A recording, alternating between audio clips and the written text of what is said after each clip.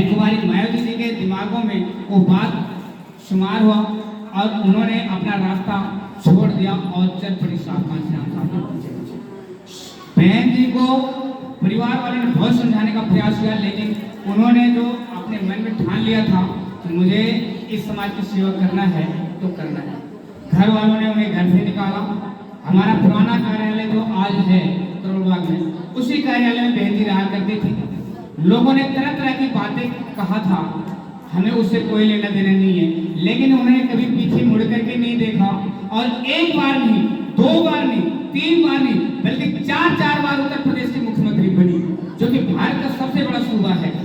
और आज भी जो 8वीं लोकसभा में हमारी सीटें नहीं आई हैं, हमें इससे कोई फर्क नहीं पड़ता।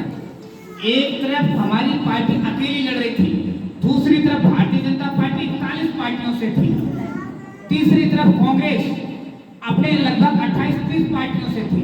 इसके बावजूद बहुजन समाज से 29 लाख रजिस्टर्ड संगठन, इसके अलावा 8 रजिस्टर्ड संगठन, सैकड़ों बहुजन समाज से जो छोटी बड़ी पार्टियां बनी थी, सब के सब सिर्फ एक ही निशाना साधे हुए थे कि बहुजन समाज पार्टी को खत्म करना है। जबकि शायद कांशीराम का चेला बामन मिश्रा ने बहुत पहले कह चुका था, शायद 2 साल पहले से उसके वक्तव्य रहे हैं कि 2024 में हम बहुजन समाज पार्टी को खत्म कर देंगे।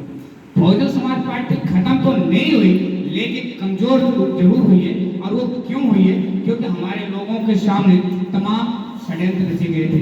एक तरफ कांग्रेस कहती थी कि बीएसपी बीजेपी की बी टीम है, तो दूसरी तरफ बीजेपी कहती थी कि ये इंडिया की बी टीम है, और दोनों ने हमें फुटबॉल की तरह इस्तेमाल किया और हमारे समाज के लोग उसका शिकार हुए। जब भी लोगों को समझाने का प्रयास किया गया था कि बीजेपी के 3 कैंडिडेट ऐसे थे, जिसमें से एक जहां पे बाबा साहब डॉक्टर अम्बेडकर का जन्म होता है, इंदौर, वहां से भी एक कांग्रेस ने अपने प्रत्याशी नहीं खड़े किए। इसके अलावा 2 ऐसी जगह और है जहां से कांग्रेस ने अपने प्रत्याशी नहीं खड़े किए, लेकिन बहुजन समाज पार्टी ने अपने प्रत्याशी को खड़े किए। हमें खुद सोचना चाहिए था कि बीजेपी की बी टीम कांग्रेस है या बीएसपी है। अगर बीएसपी होती तो अपने प्रत्याशी वापस ले लेती, लेकिन प्रत्याशी वापस किसने लिया? कांग्रेस ने। तो साथियों, समझने का सिर्फ दिक्कत था कि कांग्रेस ही बीजेपी है और बीजेपी ही कांग्रेस है, दोनों में कोई अंतर नहीं है। कांग्रेस ने लंबे समय तक शासन किया इस देश के अंदर, और भारतीय संविधान की धज्जियां उड़ाई उसने, परंतु धीरे धीरे। लेकिन भारतीय जनता पार्टी पहले वाजपेयी की सरकार थी, वाजपेयी की सरकार को चकनाचूर करने वाले कोई और नहीं थे, मानव साहब कांशीराम जी थे। उन्होंने 13 दिन में उसकी पैरवी की थी। हमारे पास सिर्फ 3 सांसद थे, 3 सांसद के बल पे उन्होंने वाजपेयी की पैरवी की थी, और यही बदला भारतीय जनता पार्टी और कांग्रेस ने मिलकर के लिया। शायद कांशीराम जी ने जब 1 वोट की कीमत बताया था 1984 में, एक राष्ट्रीय अपना राजनीतिक संगठन तैयार करके, पहले हमने देखा था कि जब चुनाव होता था, पर्चा जो बचता था उस पर लिखा होता अपना अमूल्य वोट।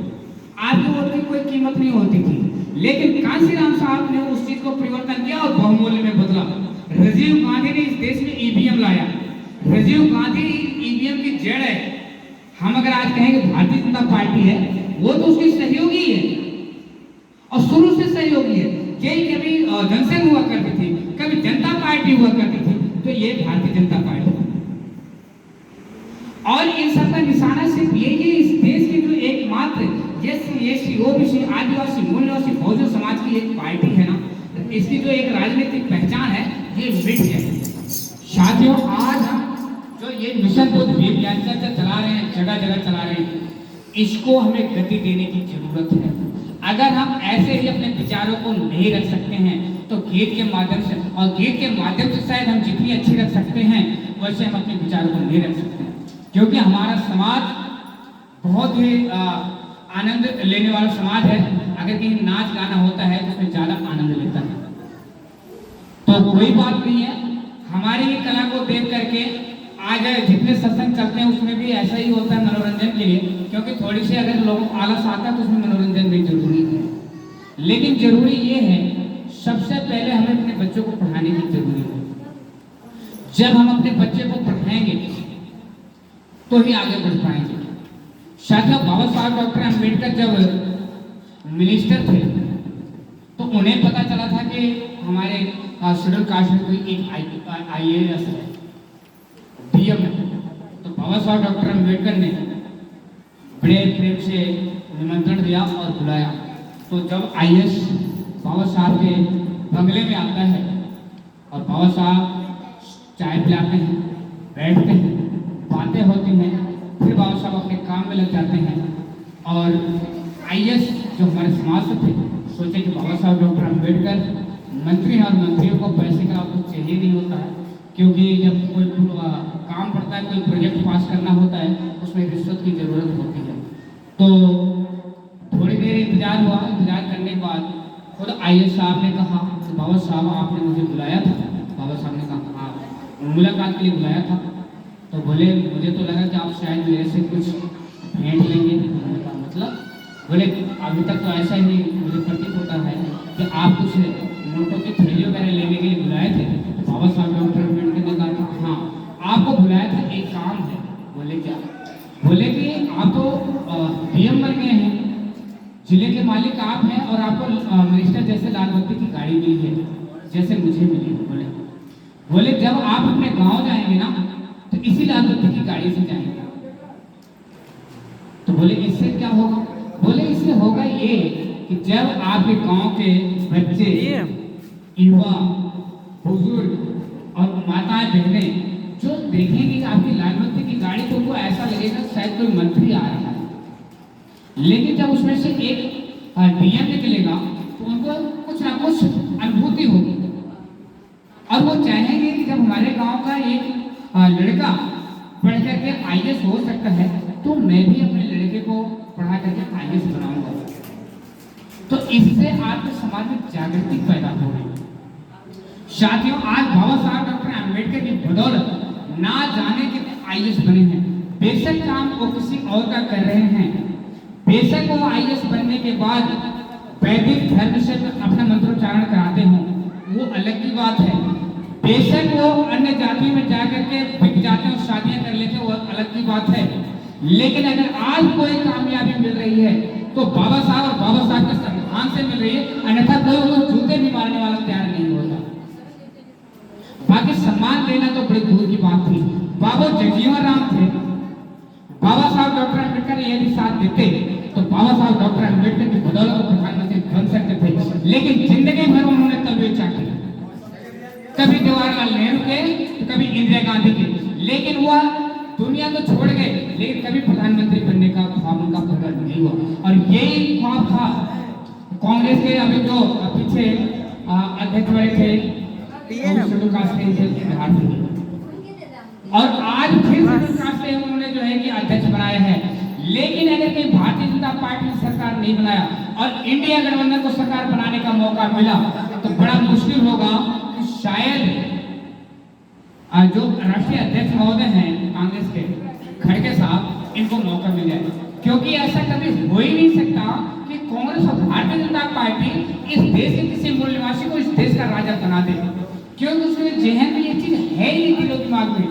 अगर कोई बना सकता है वो आपका हाथी ही आपको राजा बना सकता है। और ये हाथी आज से नहीं है, जब हम कभी राजा महाराजा हुआ करते थे, आज के हजारों हजार साल पहले जब यहाँ के हम राजा हुआ करते थे तो हाथी हमारे सामने शौकत थी। लेकिन आज लोगों को हाथियों से नफरत है। कहते हैं कि वो तो मायावती जी ने हाथी तैयार किया। अरे मायावती के पास की हाथी बनानी नहीं थी, हाथी तो सदियों से पुरानी हमारी थी। और अगर इतने हाथियों से नफरत है, जितने तुम्हारे मंदिर में हाथियां थे, आप वहां से हटा करके तो देखो, उनके मंदिर में हाथी बन जाए तो ठीक है, वो बनवा दे तो ठीक है, लेकिन हम क्यों बनाए?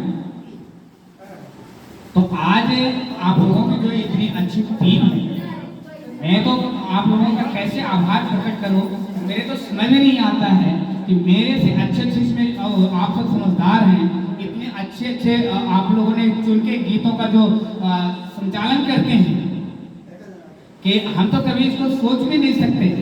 और मैं तो सबसे ज्यादा अगर आभार प्रकट करूंगा तो शक्ति और ममता जी का, भाई राम जी का, जो कि ये और इनकी जीवन संगिनी लीलावती थी। जबकि ऐसा जोड़ा बहुत कम ही मिलता है कि जबकि दोनों मियां बीवी एक साथ में एक विचार से चले। और मैं तो सबको यही कहूँगा कि देखिए ये बाबा साहब तथागत बुद्ध का मिशन है। हम कहीं नाच देखने नहीं जा रहे हैं, हम कहीं किसी दूसरे संस्कृति में नहीं जा रहे हैं जहाँ पे हमें अनाप शनाप की बातें सिखाई जाती हो। ये तो हमारा सौभाग्य है और इसमें हमें पूरे परिवार से जाना चाहिए। जिस प्रकार से हम कृष्णोपनिषद ग्रहण करते हैं, ये हमें अपने बच्चों को भी सिखाना चाहिए। जिस प्रकार से हम अपने महापुरुषों की बातें करते हैं, हमें अपने बच्चों को सिखाना चाहिए। हमारे बीच में ऐसी सी वीरांगनाएं हुई हैं जिनका तो हमें नाम तक नहीं पता है, लेकिन जिनका हमें नाम पता नहीं होना चाहिए। हम तो 33 करोड़ की बात करते हैं। अरे 33 करोड़ लोग कौन थे? वो हमारे थे। हमने अपने इतिहास को पढ़ा ही नहीं। और 33 करोड़ की वो लोग गिनती करते जिनकी संख्या 3% इस देश में है। हम अगर मुट्ठी बंद कर लें तो उनकी सांस निकल जाएगी। लेकिन आज हम उनके गुलाम हैं। क्यों? क्योंकि कहते हैं ना कि ऊपर वाला कभी खुश नहीं होता है, और ऊपर वाले को हम कभी खुश नहीं कर पाते। ये कहते हैं ना ऊपर वाला कभी खुश नहीं करता। अरे ऊपर में क्या है? ऊपर में दिमाग हमारे। अगर हमने अपने दिमाग को खुश कर लिया ना, अच्छा खाना दें, पौष्टिक खाना खाएं, हम अच्छी सोच रखें, हम हमारे दिमाग में किसी के प्रति जो है नफरत ना हो। अगर हम अंदर से प्रेम दर्शाएंगे तो सामने प्रेम मिलेगा। शायद अगर हमारी बातें अच्छी ना हुई होती तो आज मुझे यहाँ आने की नसीब नहीं होता, तो मैं भौनपुर आजमगढ़ में आ जाता।